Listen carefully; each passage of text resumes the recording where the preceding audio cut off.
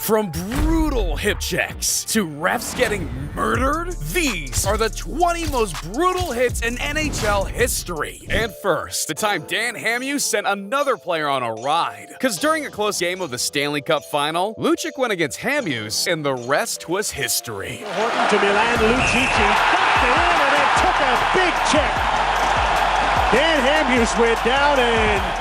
Even though the Bruin players went after Hamhuis, that hit was so brutal it even got himself injured. But at least dude didn't almost kill another man, like our 19th moment. Because even though Lucic took it deep before, his hit against Mike Van Ryn was close to assassination.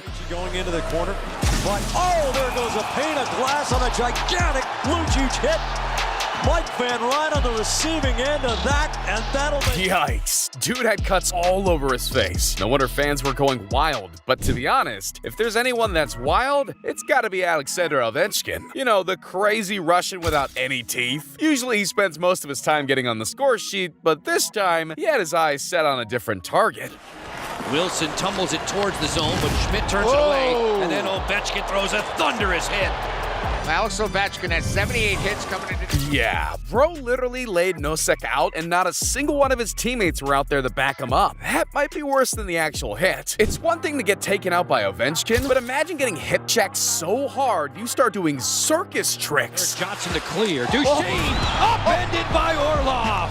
What a hip check. You rarely see them anymore. That might be the best one. Oh my god. Bro literally did a front flip and no one even cared. But what if I told you one player made a hit so badly, it got him sued? See, a few years back, in a game between the Nashville Predators and the Calgary Flames, every player was heated up. But things got a whole lot more interesting in the second period, when Wideman got hit with a nasty tackle from the back. Now, I don't know if the tackle ended up dazing him or what's going on, because what he did after almost cost him his career. And then the linesman down at center ice. There was a collision there between one of the Flames,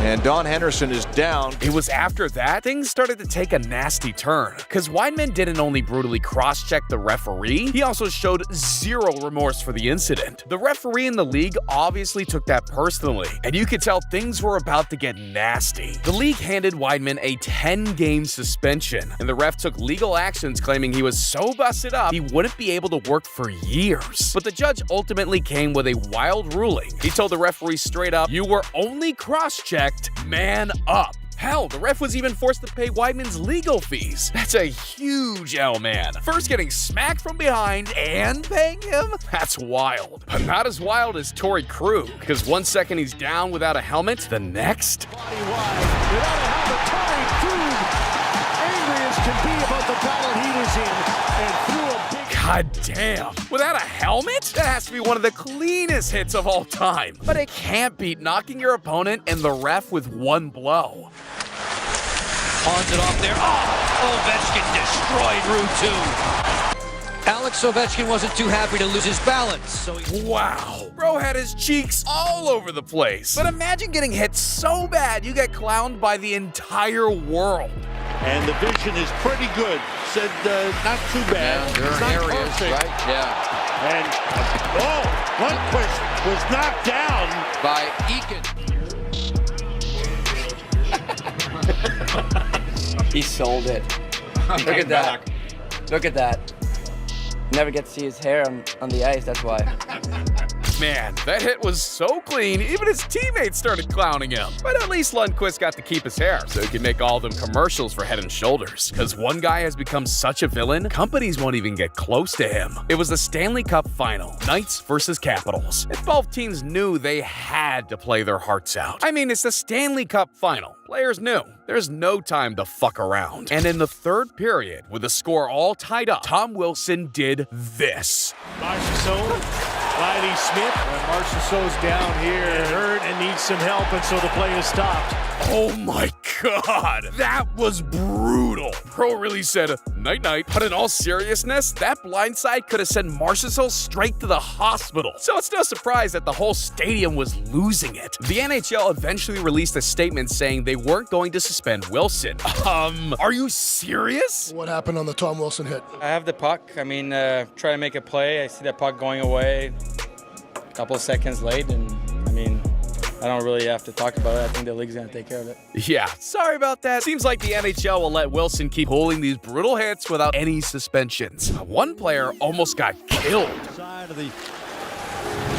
Oh, Pacioretty is down face first as Chara angled him, and Pacioretty was... Dude literally shoved him into the bar and didn't even have the decency to check on him afterwards. That's crazy. But not all hits need to be life or death. Nicholas Kronwall shows why he has Wall in his last name. Stepping up, Owen Kronwall with a big hit. Oh, boy. Oh my God! Bro told him to sit his ass down. And now that we've reached past number 10, let's take this to a whole new level. And what a better way than to start with a time Trevor Linden sent one player out the stadium. So that's where the Memorial Cup got underway today, with Brandon defeating Hall 9-2. Pane of glass taken out in the corner, and the St. Louis player was knocked right into the crowd. The hit in itself was brutal, but you gotta be proud of Trevor, who actually tries helping Norton out of that messy situation. Hitting someone through glass is cool and all, but one player had the balls to go toe-to-toe with Alexander Ovechkin. And Ovechkin flanks Marchand. Talk about a major collision here. Marchand gets it and steps up in front of Marchand. And then Pastrnak with the hit from behind on Ovechkin. And then Marchand finishes. I don't even know what to say. Hitting a toothless Russian, bro has a death wish. Anyways, for number 7 is a hit I just can't explain. Spiza around for Larson. Hall and him lined up, and he belted him, and Larson's down and maybe out. But it's not even the hit that was dangerous. It was the aftermath that was scary as hell. Oh, man. Yes, there was. That was honestly a close call. Bro was out cold with skates that close to his neck. Crazy. But not as crazy as number 6, where one player made such a dirty hit, it had everyone losing their shit. Looking for Cousins there. The old big hit on Goodbranson. He's going to get back.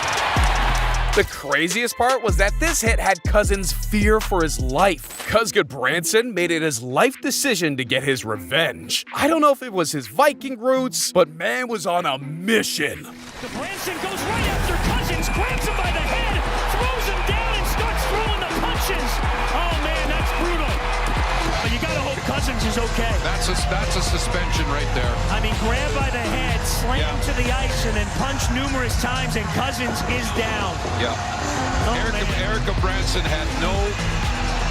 My God, man. I was literally beating the living shit out of him. So first of all, the hit by Cousins is extremely dirty. So we've been talking about this forever. You can't hit from behind. And not only does he hit, he launches himself at Goodbranson. So I understand why Goodbranson is extremely mad, and I understand why later he went after him and fought him. I don't get why he's given a suspension and nothing happens to Cousins. This is something that I think the league has to address. Can't believe they didn't suspend Cousins for longer. That's wild. Not as wild as number 5, because remember the wall? And that one went off Leno's stick and wide. Oh, man! He's out. And then an extra hit came from Bufflin, and a crowd gathered.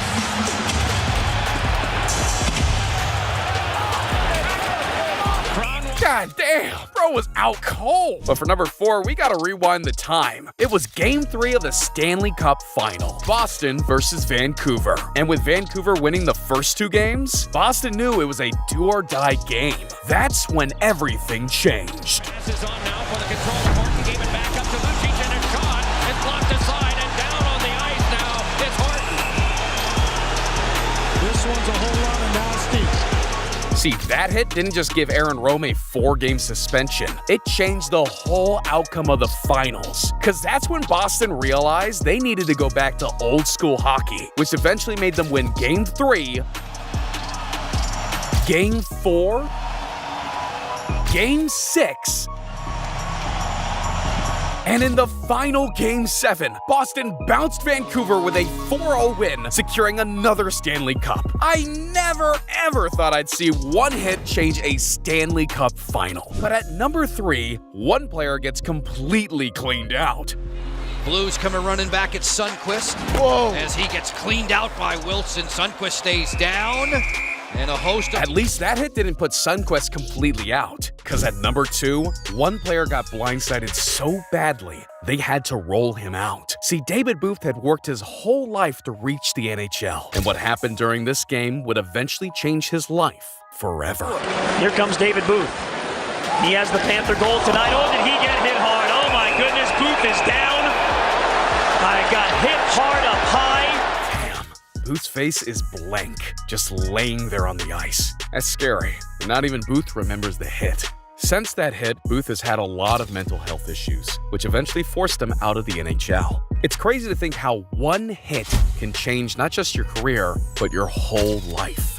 But even though that hit was wild, our number 1 spot is impossible to describe. On there first, the net is empty. Can he tuck it in? He does. Pays a price, but... Man, that hit was brutal. And no wonder the Canadian players lost their cool. But in the mix of it, there was one player that made this clip top our list. See, if you closely look, you see number 27. Yeah, that's Nikolai Ehlers, and what he's doing during this brawl is a one-of-a-kind. He sees that Jake Evans is completely knocked, and he's doing everything in his power to protect. Mad respect. What's even more crazy, though, is that Mark Scheifele had the guts to say this. What your reaction was when you were informed it would be 4 games? Yeah, I think it was pretty excessive. I wasn't expecting that. I was pretty shocked. Yeah, Mark be smoking that weird shit. But you know who else is smoking that weird shit? You. Because you're still here just chilling when I got another video right on your damn screen. Click it. Come on.